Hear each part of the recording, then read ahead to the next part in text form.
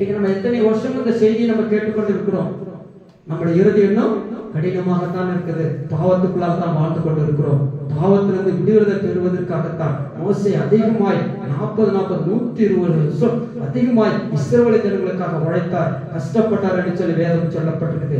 கிறிஸ்துவின் நிமித்தம் துன்பத்தை அவர் தெரிந்து கொண்டார் என்று சொல்லி நாம் பார்க்கிறோம். அப்படிப்பட்ட மோசே மூலமாக தான் கடைசியாக மோசே தைரியமாக போய் பார்வோனுக்கு சொல்றார், இந்த 10வது வாதியில தலைச்ச பிள்ளை எல்லாம் சாக போறாங்க, இங்க இந்த எகிப்தில எங்க பார்த்தாலும் அழிவு கூக்குரல்கள் வரப்போகுது, எங்க பார்த்தாலும் மரணங்கள் வரப்போகுது, தயவு செய்து எங்களுடைய ஜனங்களை விடுதலை ஆக்க வேண்டும் என்று சொல்லி கடுமையாக போய் பேசுகிறார். மோசே பேசின உடனே கேட்டு, சரிப்பா உங்களை ஜனங்களை நீங்க என்ன பண்ணுங்க, விடுதலை பண்ணுங்கன்னு சொன்னார். இப்ப மோசே இஸ்ரவேல் ஜனங்களுக்கு ஒரு கட்டளை கொடுக்கிறார்.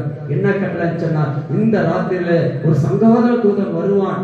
சங்கார தூதன் வரும்பொழுது எல்லாரையும் அவன் அழிச்சிடுவான். ஆனா ஆண்டவர் நமக்கு ஒரு காரியத்தை